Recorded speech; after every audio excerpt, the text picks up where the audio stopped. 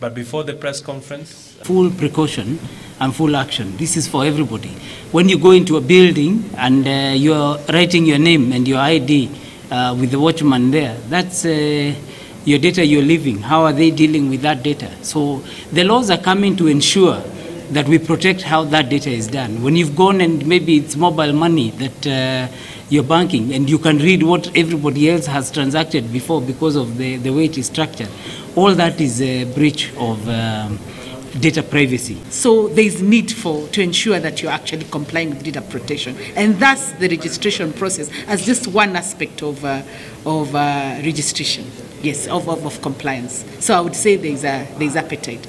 The certificate, of course, will be issued upon registration. The commencement is 14th of July. It's not even prisoners alone. There are many people that do that. Two things. One, ensuring that there are no phones in prison is one, except where legally you're allowed to use the device. But you see here, people share numbers. They get numbers and they're using those to now call people and extort them or use some form of social engineering. The laws that we have, first of all, will protect you so that no one shares your information and data with those people in committee. The second one is if anybody does that, you actually now have a recourse to sue them, get them charged and even fined or jailed.